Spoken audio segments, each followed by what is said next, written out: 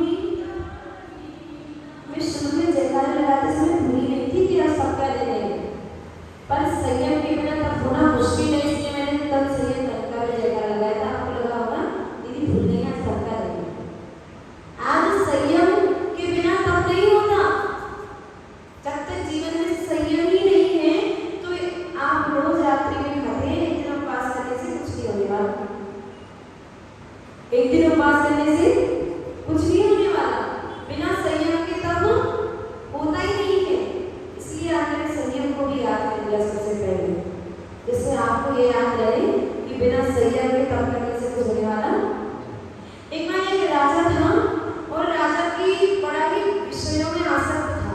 राजा कैसा था? बड़ा ही विषयों में आसक्त था। और उसके यहाँ ऐसा कई वर्षों से क्रम चला आ रहा था। कई वर्षों से राजा डेली जब राजा के शयन का समय होता तो बगीचे से ताजे ताजे फूल लाए जाते दोपहर के समय पे और पूरी शैया पर बिछाए जाते। कई वर्षों से ये क्रम चला आ रहा था। राजा बड़ा ही विषय आसक्त था। कई वर्षों से ये क्रम चला आ रहा था। उसका सेवक रोज अच्छे अच्छे सुगंधित पुष्प चुनकर लाता और पूरी शैया पर, और राजा उस पर ही आकर शयन करता था। रोज की तरह उस सेवक ने उस दिन भी शैया को तैयार किया। शैया को तैयार किया सेवक ने, और राजा को आने में थोड़ी सी देरी हो गई। मुझे इस बात याद है कि राजा को आने में थोड़ी सी देरी हो गई। और क्या हुआ कि सेवक ने कहा कि मैं रोज तैयार अपने वर्षों से इसे तैयार करता हूँ, जब एक दिन इसको बैठ के तो देखूँ आखिर इसमें क्या मजा आता है जब राजा ये रोज शैया तैयार करवाता है। थोड़ी देर के लिए उस पर बैठा तो उसने कहा कि अभी तो देखो राजा आता दिखाई नहीं दे रहा है, जरा एक बार लेट के देखो कैसा लगता है। थोड़ी थोड़ी करके हम आगे बढ़ते हैं। उंगली पकड़ाई तो क्या पकड़ लिया? पहुंचाई छोड़ लिया। तो धीरे धीरे व्यक्ति आगे बढ़ा और वो लेट गया। तो बेचारा पूरे दिन का थका आ रहा था ही। सेवक था तो नहीं राजा था। पूरे दिन का थका आ रहा था और उसकी आंख लगी क्योंकि राजा के आने का समय तो हो ही चुका था। राजा लेट था तो ज्यों उसकी आंख लगी सामने से राजा आ गया। और राजा ने जैसे ही देखा कि उसकी फूलों की सैया में कौन सा है? नौकर, उसका सेवक। फिर क्या था?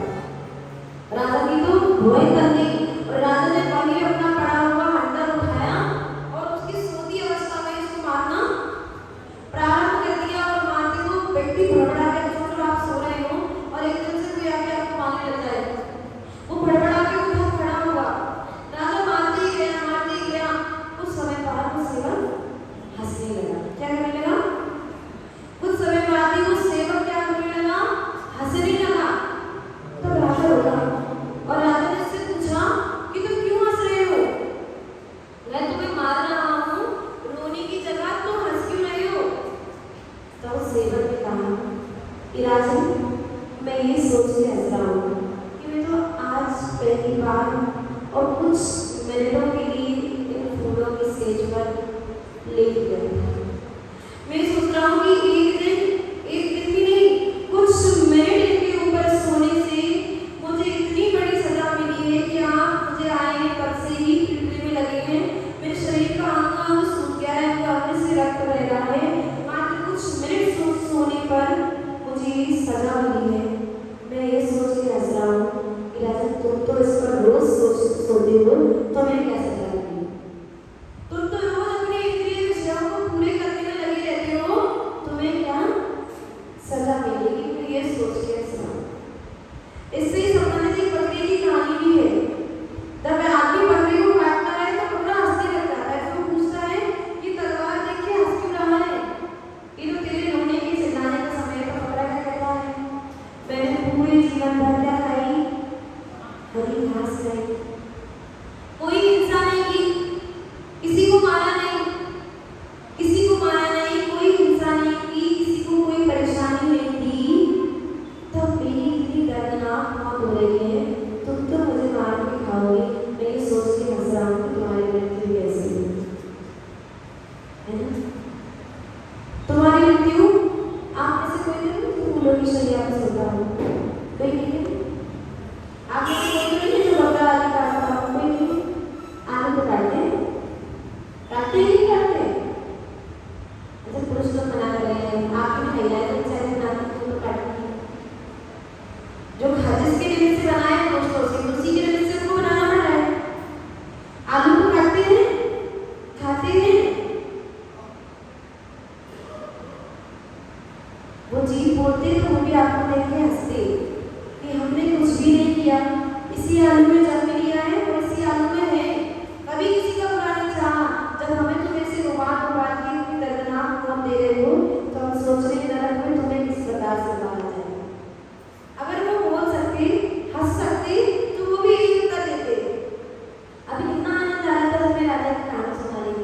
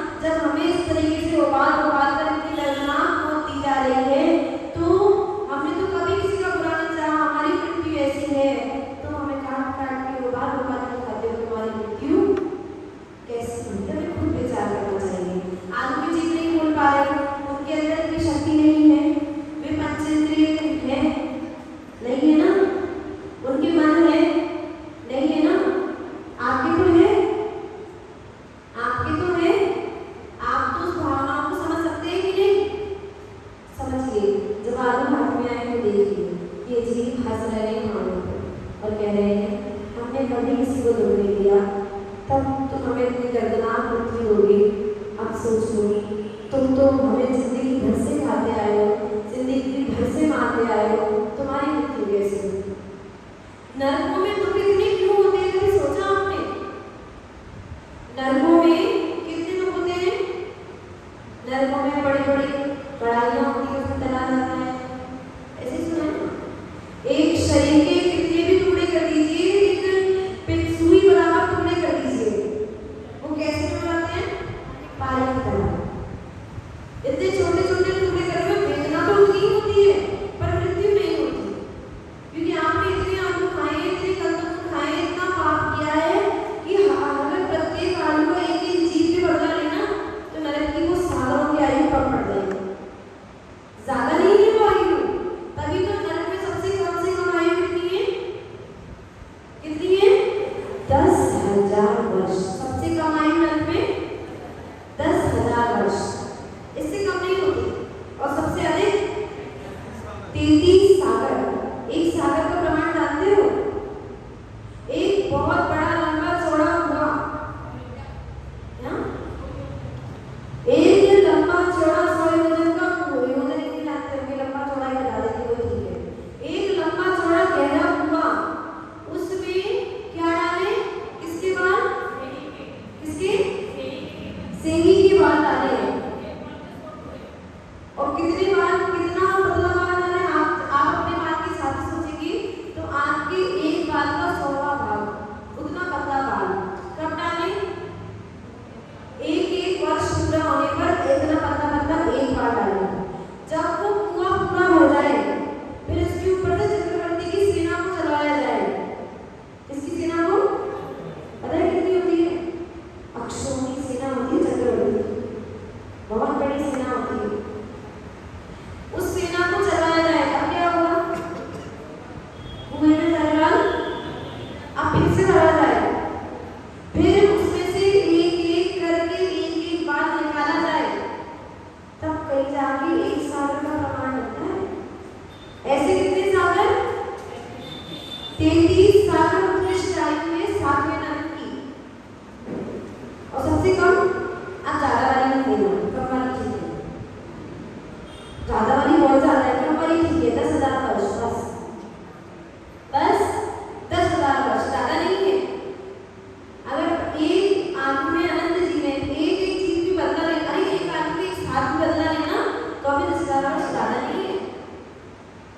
हमें लोग सिखाते हैं, इतने समय से मारते आ रहे हैं। यदि वो भी बोल सकते तो आपसे यही कहते, हमने बता दो, उन जीवों ने कभी किसी को परेशान किया है? कभी किसी को मारकर खाया है? तब भी तो उन्हें अपनी दर्दनाक मौत देते हो। तब ये सोच लो, इतने अच्छे कार्य करने पर उन्हें ऐसी मृत्यु मिली है, तो आप कैसे कार्य कर रहे हैं, आपकी मृत्यु कैसी होगी? आपको क्या फल मिलेगा? तो बात चल रही थी उत्तम संयम से तप की ओर आई है। किसकी ओर? तप की ओर। क्योंकि आज जिसका दिन है उत्तम तप का दिन है, तपने का दिन है। तपना बहुत जरूरी है। दूध यदि तपना नहीं है तो थक्का बन जाता है, जम जाता है, फेंकने के लिए काम आता है, उसमें से खुशबू नहीं आती। और दूध यदि तप जाए तो दूध, अगर आप दूध को गर्म कर लें तो क्या होता है? उसकी उम्र बढ़ जाती है। जो दूध कच्चा है, बिना उबला है, वो ज्यादा समय तक चलने वाला नहीं है। अगर आपने गर्म नहीं किया तो कुछ समय बाद फट जाएगा, फेंकने के काम आएगा। और यदि उसी दूध को गर्म कर दिया तो उतनी समय में वापस खराब हो गया। उसकी उम्र, तप करने से उम्र कम नहीं होती, त्याग करने से खाना पीना कम नहीं होता, उम्र कम नहीं होती बल्कि बढ़ जाती है। बताओ, दूध की बढ़ेगी नहीं बढ़ी? कम तो नहीं हुई। फूल की बढ़ेगी नहीं बढ़ी? पौधे की उम्र बढ़ती है कि नहीं? अगर उसको बाहर पूरा प्रकाश, हवा, वायु मिले, उम्र बढ़ेगी कि घटेगी? अब पता करने से उम्र घटेगी कि बढ़ेगी? बढ़ेगी ना, बढ़ानी है ना। तो हमें अपने जीवन में छोटे छोटे माध्यमों से तप का प्रवेश करना चाहिए। देखिए, तप बहुत जरूरी है। मैं उम्र की बात चल रही थी कि नरक में कितनी उम्र होती है, तो एक छोटा सा दृष्टांत और याद आ रहा है, वो जल्दी से आपको सुनाऊंगी। कि उम्र की बात चली तो क्या हुआ, तो ब्रह्मा जी देखिए कथानक है, बड़ा प्रेरक प्रसंग है, इसलिए सुना रही हूँ। मैंने काफी समय पहले पढ़ा था। एक बार जब ब्रह्मा जी ने सृष्टि की रचना की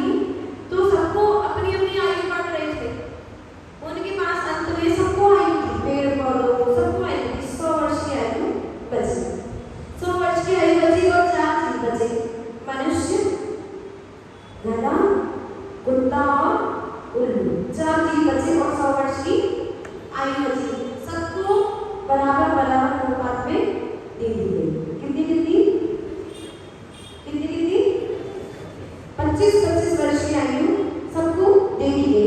100 वर्ष की आयु नहीं बची थी, सबको 40-40 वर्ष की आयु दी गई थी।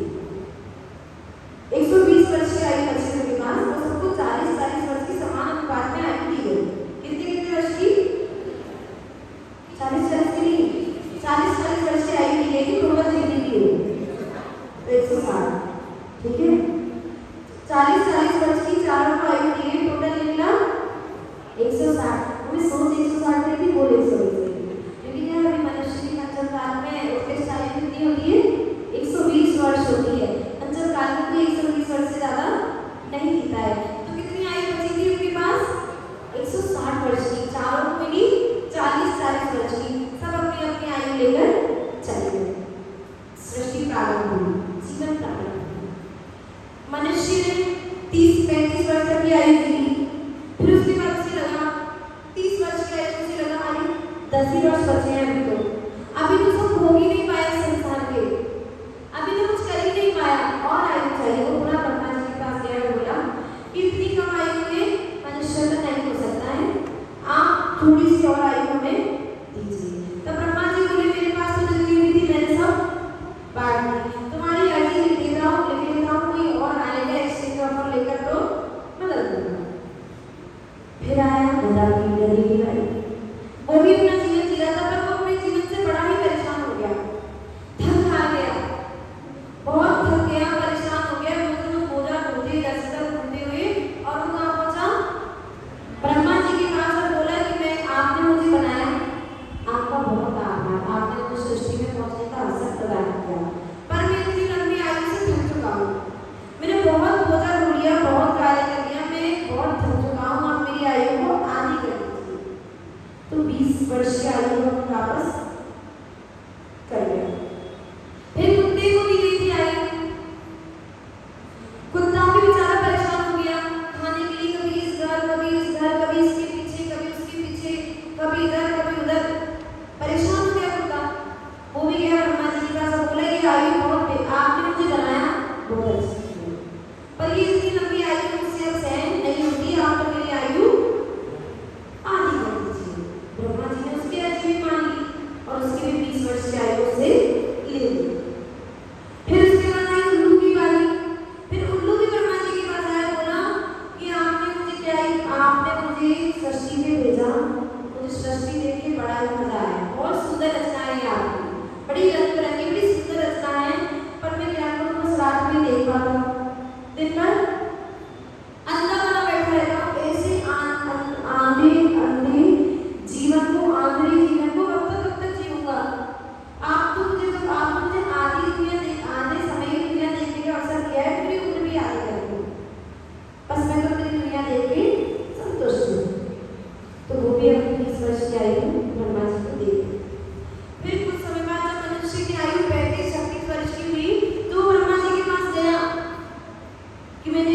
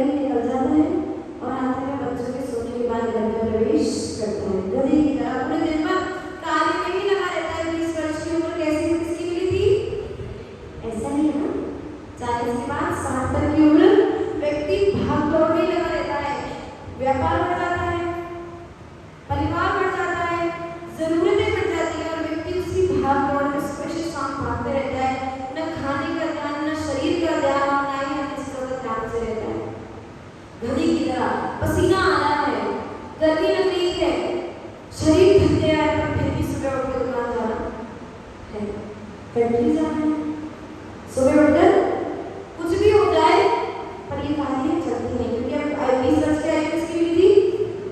गधे की। उसके बाद वाली कुत्ते की आयु। फिर क्या हुआ? बच्चे बड़े हुए, बच्चों के विवाह हो गए।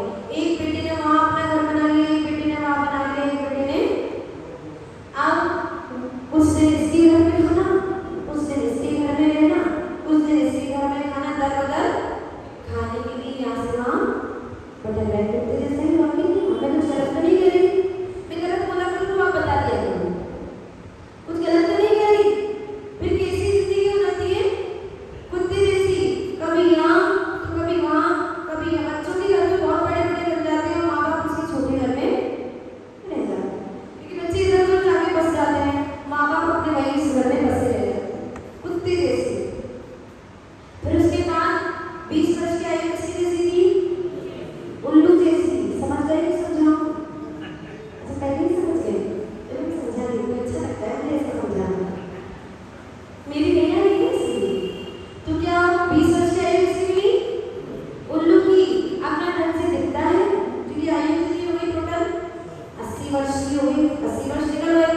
अपना ढंग से दिखता है, ढंग से सुनाई देता है, कैसे इज्जत हो जाती है घर में कि आप इधर उधर नहीं हो रहे, तो एक बच्चा कहता है कि चलो तुम हमारे घर में ही एक कोने में, उल्लू एक कोने में बैठा रहता है दिन भर, क्योंकि उसे दिखता ही तो है नहीं, तो मैं इधर उधर कहीं जा नहीं पाता। आपको अपनी वो सीमेंट में पेड़ के अंदर ही उल्लू दिन भर छुपा रहता है, बच्चे एक कोने में बैठा देते, ज्यादा उठते जाते तो बच्चे बनता नहीं, नीचे कमरा बना देते, कपड़ा डाल देते कि इसमें ही बैठे डालो, ये है तुम्हारा कमरा, और एक बच्चा और ला के देते हैं, इसकी देखभाल करते रहना, इसको संभालते रहना। यदि कुछ बीच में भी आपको कुछ चाहिए और आपकी बहू बच्चों को तैयार करने में किसी कार्य में लगी है, तो फिर बोलो, फिर कैसा महसूस होता है? आप वही हैं जो कभी इस घर के प्रधान थे, आप वही हैं जो पानी आने में 5 मिनट भी लेट हो जाए तो उस गिलास को पीते ही नहीं थे। अब आप वही हैं कि आधा घंटे बाद दिया है तो आप ही सोचते हैं क्यों, क्योंकि आयु किसकी है? गधे की, कुत्ते की। और 40 वर्ष की आयु मनुष्य की थी, वो आपने जी ली। अब उसके बाद किसकी आयु घर लेकर आए? गधे की, फिर कुत्ते की, और फिर उल्लू की। ऐसे ही करते करते करते जी को अपने 100 वर्ष की आयु और संसार के सुख देखने के लिए कितना आयु 40 वर्ष की आने की आयु में चाहिए थी, क्योंकि अभी 40 वर्ष में कहाँ सुख देख पाए, ये सुख कहाँ देखे थे? ये कमरे में पूरे घर के मालिक को एक छोटे से कमरे में डाल दिया जाए, ये सुख देखा था 40 वर्ष से पहले? आपकी जरूरतें पूरी पहले हो, आपके बाद में ये सुख देखा था 40 वर्ष के पहले? 40 वर्ष के पहले भी आप ठंडा करते थे, क्यों? क्योंकि बच्चों के लिए घर की व्यवस्था करते थे, और 40 वर्ष बाद भी हम ठंडा खा रहे हैं, क्यों? क्योंकि पहले बच्चों की व्यवस्था हो जाए। अब आप इसके बीच में सोचिए कि आपकी जिंदगी कहाँ खो गई, आपका जीवन कहाँ चला गया? जितना जीवन जहाँ हमें मिला है, हमें भरपूर जीना चाहिए। मैंने एक चीज कहा था, पूत का पूत तो और पूत सपूत तो, जब पूत का पूत ही है, सब कुछ मिटना ही है, तो इतना धन अर्जन करने की आवश्यकता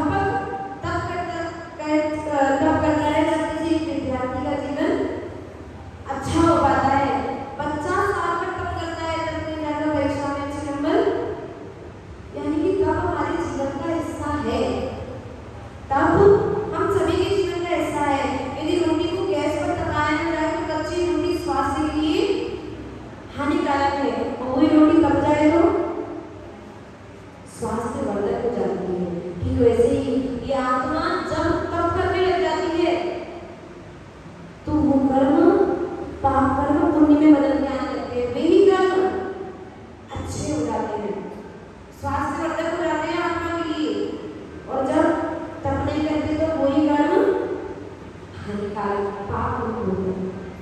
कुछ अलग से तो नहीं बोला, आप सब जानते हैं, तब बहुत जरूरी है। कहते हैं सूरज तपे तपे रे माटी, दीपक जले जले रे बाती, तुझको तपना होगा मोह तजना होगा, तुझको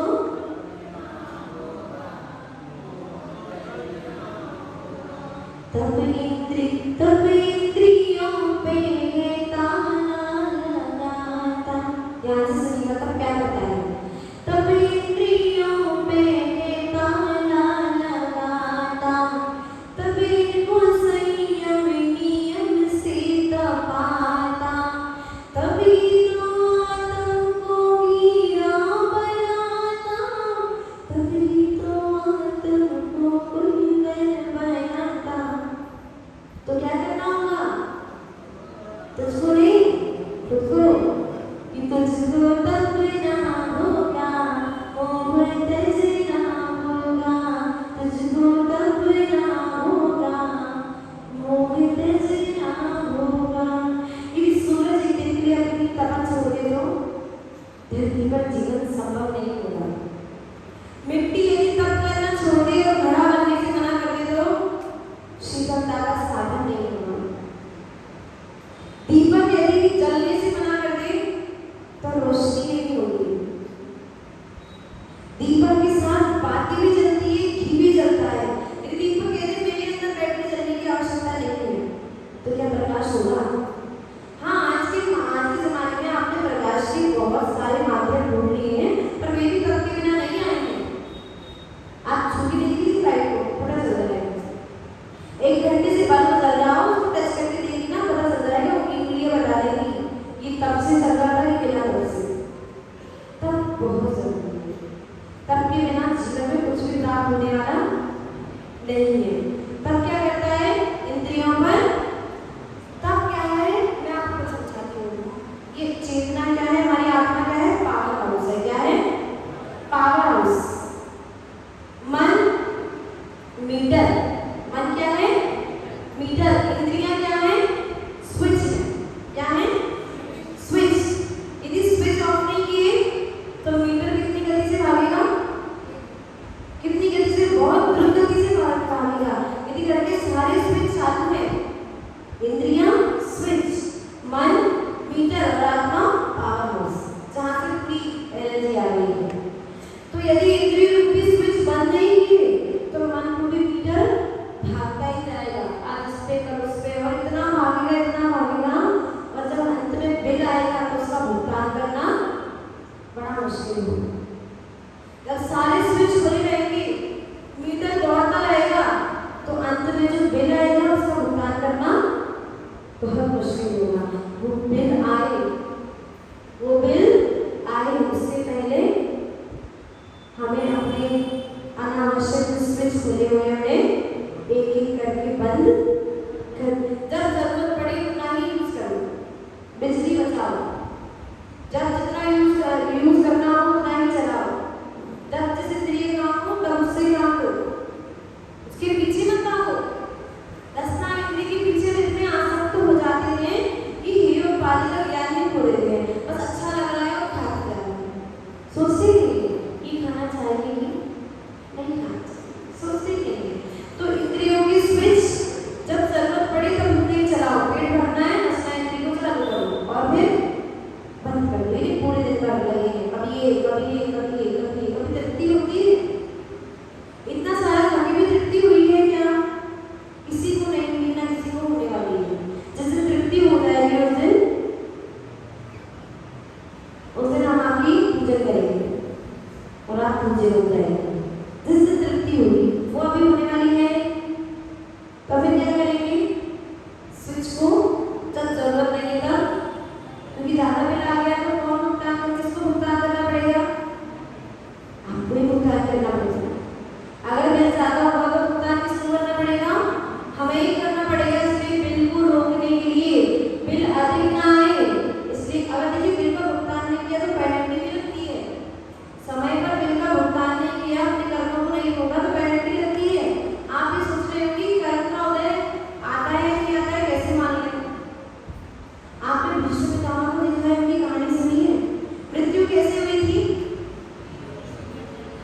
बाणों की शैया हो।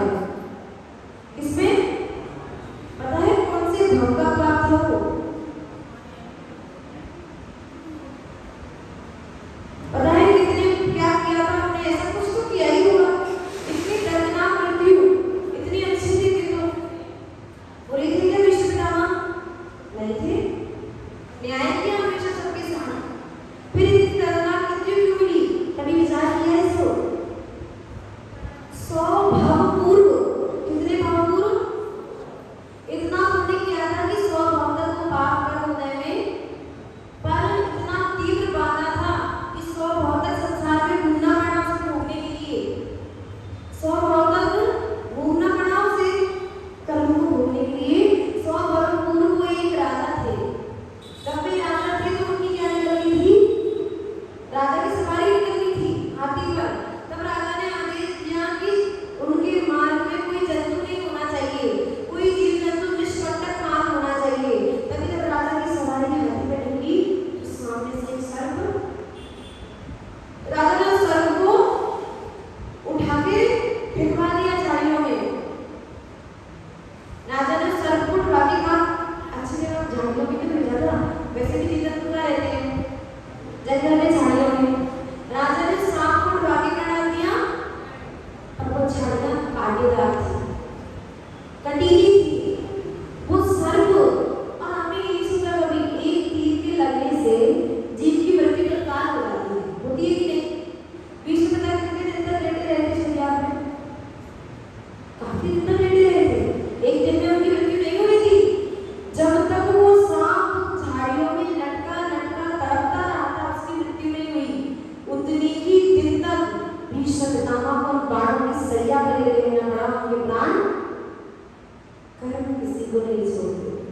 वो भगवान इंसान अच्छा बुरा नहीं देखते, वो तो बस आ जाते हैं और आत्मा के साथ बन जाते हैं।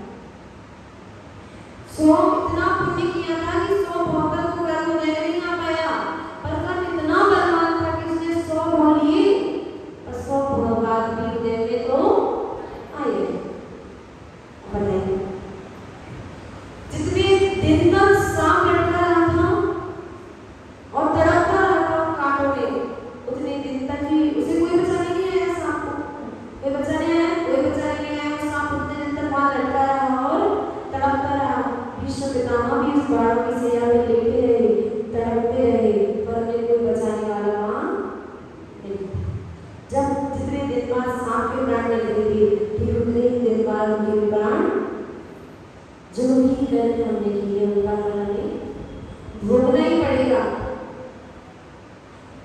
कहते हैं जो भी कर्म किए तूने फल पाएगा, और कर्म किया तेरा निष्फल ना। चाहे हंस ले, चाहे बोले, चाहे हो सुख लो, पर जो भी कर्म आपने किए वो आपको भोगने ही पड़ेंगे, निश्चित भोगने पड़ेंगे। अब देख लीजिए आपको कैसे मिलेंगे। अच्छे कर्मों का फल भोगना है तो अच्छे कर्म कीजिए, और यदि बुरे कर्मों का फल भोगने की इच्छा हो, खूब बुरे कर्म करो सुबह से शाम, फिर उनका फल भेजना, फल भोगना, फिर तुम्हें भी बाणों की सैया में सुलाया जाएगा और इतिहास में तुम्हारा नाम लिखा जाएगा।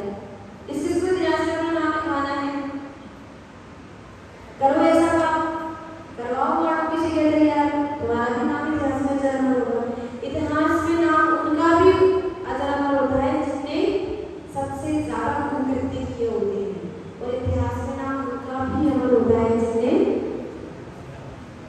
जिनने मर्यादा बनाई, वे मर्यादा पुरुषोत्तम कहलाए, और उनका भी नाम इतिहास में अमर हुआ। और जिसने मर्यादा को भंग किया उसका भी नाम, जब कोई व्यक्ति घर में ढंग से नहीं काम करता और जिससे देखते हैं कि वंश पैदा हो गया है, ठीक है, रावण पैदा हुए, रावण कहते हैं ना, और कोई बच्चा अच्छा हो ये तो बिल्कुल राम है, तो वो चलेगा ही इतने समय पहले, पर आज भी वे उदाहरण यहाँ चल रहे हैं। तो आप देख लीजिए आपको अपना नाम किस पे लिखवाना है। एक बार एक जंगल में आग लगी, जंगल में आग लगी तो सारे पशु जैसे तक भागने लगे, उस सारे पशु जैसे तक भागने लगे। तब एक चिड़िया थी, वो नदी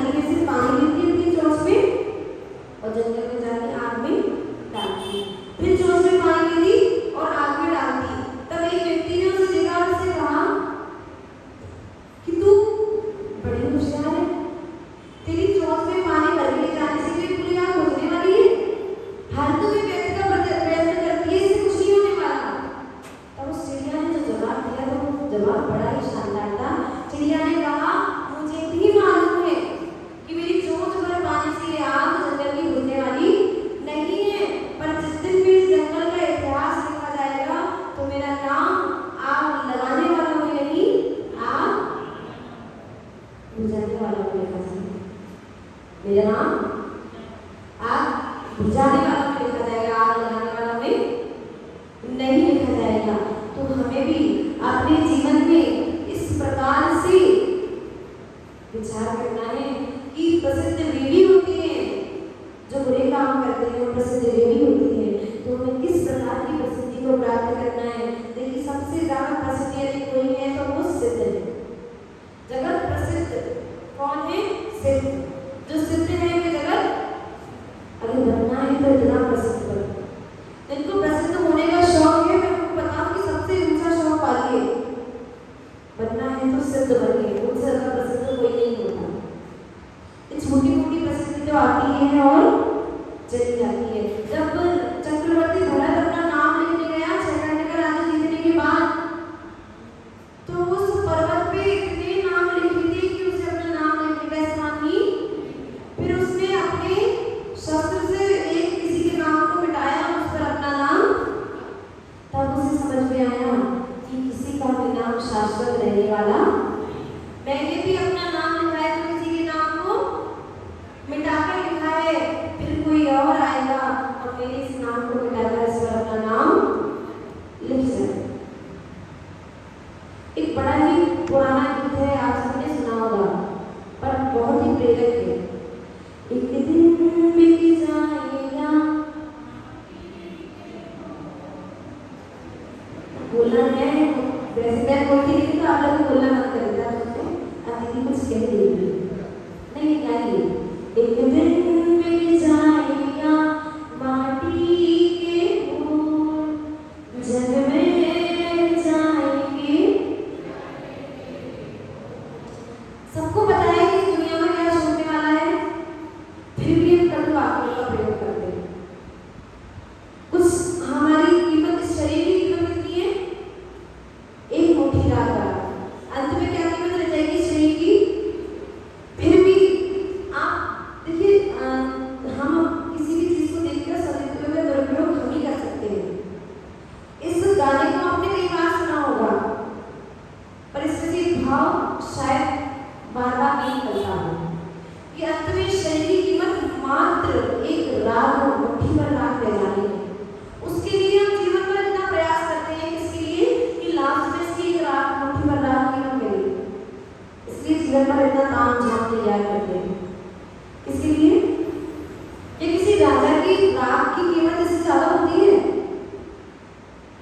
एक सामान्य पुरुष और एक राजा की जब अर्थी जले, उसके बाद दोनों की रातों की कीमत कितनी होती है? अलग अलग, सामान्य होती है। जब जन्म देते समय सब निर्वस्त्र आए थे और जाते समय सब रात होकर जाएंगे, भगवान ने जब भेदभाव नहीं किया तो हमारा छोटे कौन है भेदभाव करने वाले? सब सामान्य है, हमें सबको समदृष्टि से देखना चाहिए। हमारा जैन धर्म कैसा धर्म है?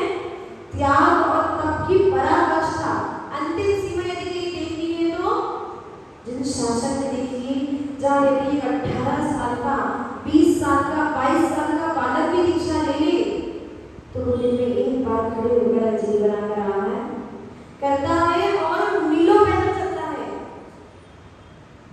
ऐसा नहीं है कि कोई 30, 40, 50 साल का कोई व्यक्ति जब दीक्षा लेगा तो उसके लिए अलग है, और कोई 18, 20 साल का लेगा तो उसके लिए, अगर कोई 20 साल का बालक भी दीक्षा लेगा तो देखिएगा तो भी बड़ौत में 8 दीक्षाएं हैं 25 अक्टूबर को।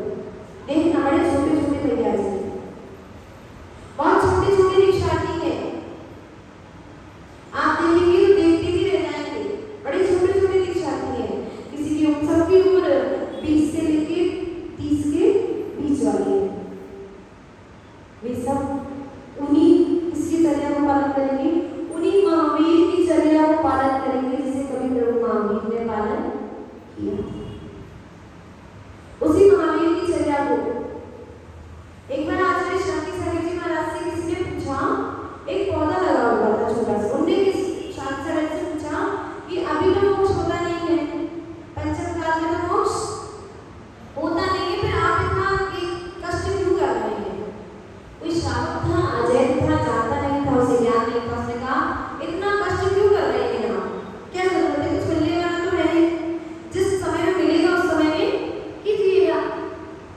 तब आचार्य शांति सागर जी ने उसे इशारा किया, सामने एक छोटा सा पौधा था। तो उन्होंने कहा ये किसका वृक्ष है? बोले ये तो आम का है। किसका है? बोले आम कहाँ है इस पे? बोले अरे आम नहीं है तो क्या आम का पौधा नहीं होगा? आम नहीं है, आम नहीं दिख रहे हैं तो क्या है आम का पौधा नहीं है? बोले नहीं है महाराज। बोले कैसे मान रहे हो आम का पौधा है? आम तो दिख ही नहीं रहे। बोले समय लगेगा, जब बड़ा होगा समय आएगा तो इस पे आम भी आएंगे। तो उसने तो आचार्य शांति सागर जी ने उससे कहा समय लगेगा, अभी अनुकूल समय, अभी इस पौधे में आम आए ऐसा अनुकूल समय लगेगा तो उसमें आम भी आएंगे। ठीक वैसे ही अभी मैं पौधा लगा रहा हूँ। क्या कर रहा हूँ? अभी मैं पौधा लगा रहा हूँ। समय आएगा, जब उचित काल आएगा तो मेरा भी ये पौधा वृक्ष बनेगा और उसका मोक्ष रूपी फल आ जाएगा। ये सोचकर हम वर्तमान में सब कुछ छोड़ दें और खूब आराम से जीवन जी गए कि अभी कुछ है भगवान दिखते नहीं है, मोक्ष है नहीं, क्या पता शास्त्र में भी सही लिखा है कि नहीं। ये सोचकर अगर हम ऐसा जीवन जिए तो कभी हम आम के पौधे को वृक्ष बनने ही नहीं देंगे। तो तब को जरूर कीजिए। एक बार अकबर और बीरबल की सभा लगी थी। सभा में एक काला कोयला लाया गया। मैं तब की महीना बताया था। एक काला कोयला लाया गया और अकबर के दिमाग में आ गया ये तो झूठ है। उन्होंने कहा कि जो भी इस कोयले को सफेद करके देगा, एकदम वाइट चमका सफेद करके देगा, मैं उसको मांगा इनाम दूंगा। सबने एक करके अपने हाथ खड़े कर दिए और बीरबल को भर दिया कि वो अकबर को भर दिया क्योंकि बीरबल सभा में थी नहीं। अकबर को भर दिया कि बीरबल तो आपके प्रिय है, बीरबल तो बहुत बुद्धिमान है, हम सब तो तुच्छ हैं, ये कार्य तो आप बीरबल से ही कराइए, तभी उनकी बुद्धिमत्ता की परीक्षा होगा। थोड़ी देर बाद सभा में बीरबल आए तो अकबर ने उनके हाथ में वो काला कोयला थमा दिया और कहा कि मुझे कैसा चाहिए कोयला? सफेद किया हो चाहिए। बीरबल समझ आ गए, अब कोयला कैसे सफेद करा जाए? कोयले को घिसेंगे तो काली नहीं आएगी और किससे होना शुरू जाएगा पर सफेद होने वाला नहीं है। बीरबल सत्य में आ गए। उन्होंने कहा कि आप मुझे कुछ थोड़ा सा समय दें, कुछ समय बाद मैं इसको सफेद करके आपको। अब बीरबल तो बीरबल थे। सबने बहुत सोचा, बहुत विचार किया। सबको लगा बीरबल कोई हकीम खाने में जाके कोई नए प्रकार का ऐसा साधन बनवाएंगे, ऐसा कोई रसायन तैयार करवाएंगे। बीरबल एक दिमागदार है, कोई ऐसा रसायन तैयार करवाएंगे कि इस कोयले को सफेद कर ले आएंगे। वो दिन नजदीक आया और वो दिन आ ही गया जिस दिन का समय अकबर ने बीरबल को दिया था। और जब सभा लगी सभी लोग बड़े उत्सुक थे कि आखिर बीरबल ने कौन से साबुन का, कौन सी सर्फ का, कौन से रसायन का प्रयोग करके उसको सफेद किया होगा। ये देखने के सब बड़ी आदत है, इसे आप लोगों को सुनने के लिए आदत है ना, बिल्कुल ऐसे। तो सब लोग बड़ी तैयार बैठे थे कि कोयला कैसे साफ हुआ होगा। तभी सब लोग बिल्कुल बोले बीरबल से, अब हमें तो बता दो कि कौन सा साबुन यूज किया है, कौन सा रसायन। तो बीरबल बोले थोड़ा सब्र करो। और बीरबल ने सभा के बीच में लाके उस कोयले को रखा और उसमें आग लगा दी। सबने देखा, हमने कहा ये क्या कर दिया इसने, तो कोयला ही रख दिया। आग लगा दी कोयले में और जब आग बुझी, बुद्धिमान तो आप बहुत है, उसमें कोई शक नहीं है। जब आग बुझी तो क्या बचा? सफेदी मिली और सब देखकर दंग रह गए कि बीरबल ने काले कोयले को जब तपाया तो काला कोयला भी क्या छोड़ के गया। तो इस आत्मा में लगे कर्मों को यदि हम हटाएंगे तो क्या हमारी उज्जवल धर्म आत्मा बाहर नहीं आएगी? निश्चित ही आएगी। कहने का तात्पर्य ये था कि बिना तपे कोई भी चीज शुद्ध होने वाली। लोहा भी कब शुद्ध होता है? जब तपता है। सोना भी कब शुद्ध होता है? जब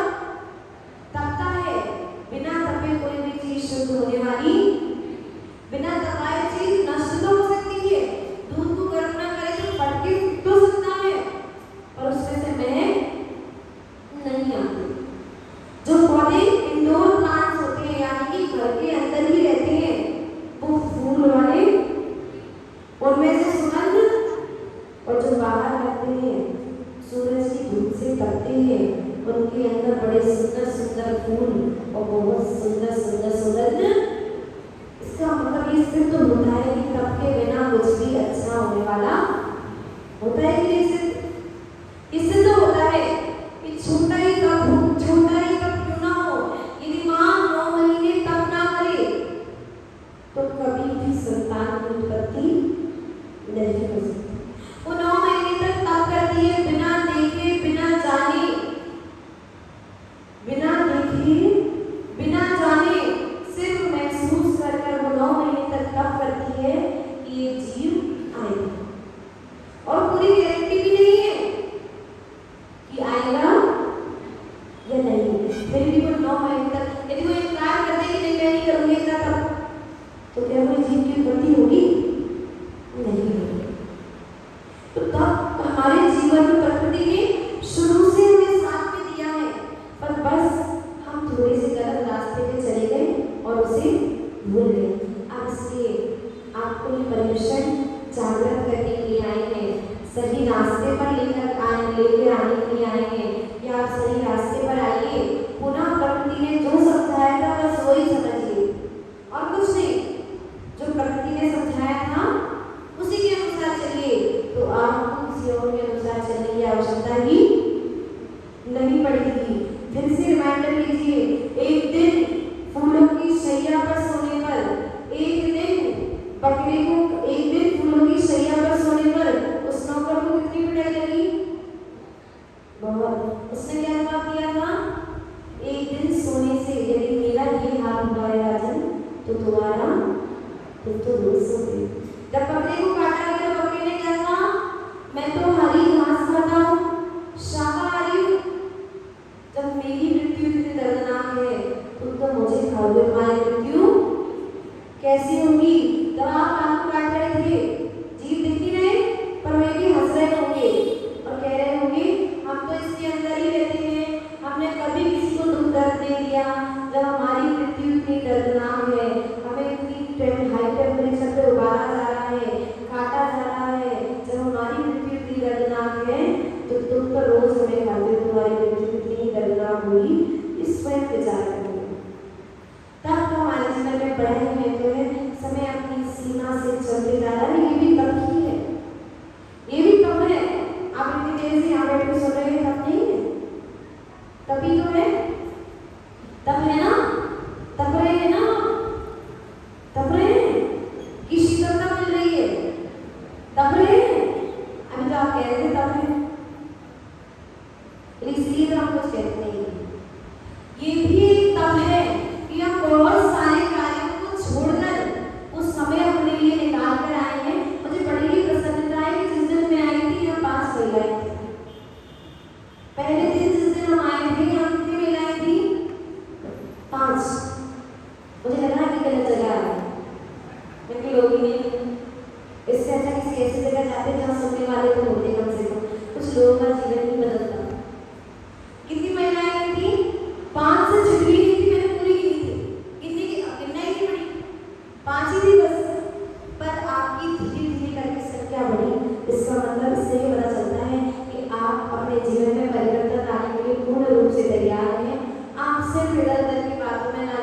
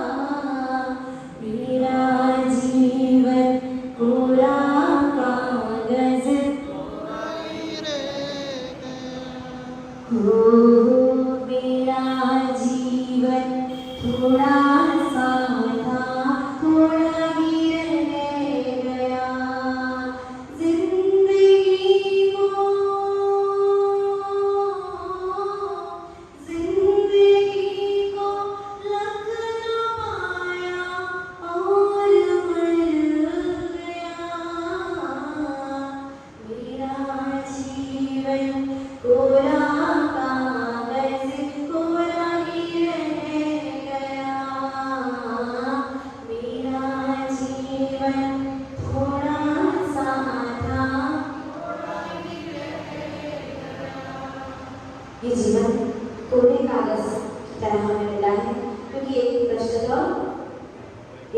तो जो नहीं आए थे पहले आज आए हैं, क्योंकि फिर से एक प्रश्न कैसा है, इधर वाला एक प्रश्न कैसा है, खाली है, लिखा हुआ है। एक प्रश्न कैसा है, लिखा हुआ है। किसने लिखा है, कब लिखा था, पूर्व जन्म में अपने कर्मों के द्वारा एक प्रश्न तो हमने भर ही दिया है। उस पे जो लिखा है वो रोज हम भोगते हैं। हम जो भोगते हैं वो कहाँ से आया है, जो हमने लिखा है वो ही एक करके एक प्रश्न अभी भी खाली है। किसको लिखना है, कैसा लिखेंगे, क्या मिलना चाहिए आपके टॉपिक में, सबको पता चल गया है। एक प्रश्न भरा है जो हमने पूर्व में किया है, पर अभी भी एक प्रश्न खाली है। रोज जिंदगी की किताब में नया पन्ना खुलता है। एक भरा तो एक आपके पास कलम भी है, किताब भी है, उसे खोलने मत छोड़िएगा, क्योंकि कलम तो अपनी स्पीड से लिख ही रहे हैं। आप अपनी स्पीड से लिखिएगा, तो अपनी कहानी लिखिएगा, आप अपनी कहानी लिखिएगा। जिंदगी में सुबह से शाम तक हम जो भी करते हैं सब घंटे मिनट लिखा जा रहा है। और जब कॉपी पलटेगी तब जो यहाँ लिखा था वो यहाँ आ जाएगा। यानी कि जो आज आपने लिखा है कुछ दिन पहले जो कुछ भी किया है, अब अगले जन्म में जब यही दिन आएगा, यही उम्र का बड़ा आएगा, तो वो सब उदय में आना प्रारंभ और फिर से एक नया खाली पन्ना आ जाएगा। अपने जीवन की कॉपी आपके ही हाथ में है, सब अपनी कॉपी को खुद लिखते हैं। और बस बात अलग है, कोई बहुत सुंदर लिखता है, कोई कम सुंदर लिख पाता है, कोई और कम सुंदर, कोई और कम सुंदर, कोई बहुत खराब लिख लेता है। कलम आपकी, कॉपी आपकी, पसंद भी आपकी। बहुत सारे तरीके की स्याही है, बहुत सारे तरीके के रंग हैं। जो रंग पसंद आए उससे लिखना प्रारंभ कीजिए, जो स्याही अच्छी लगे उससे लिखिए, पर अच्छे कार्य लिखिए, क्योंकि जब वो लौट कर आए तो और अच्छे होकर आए। इन्हीं बुरी भावनाओं के साथ कि आपके जीवन में संयम के अनुसार कर्म का आचरण हो।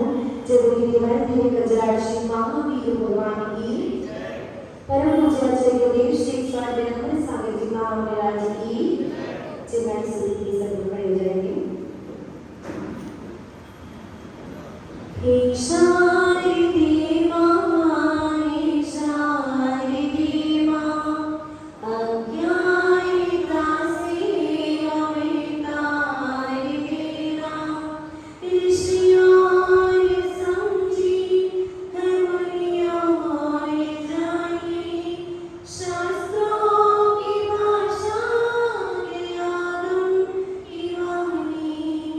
हम भी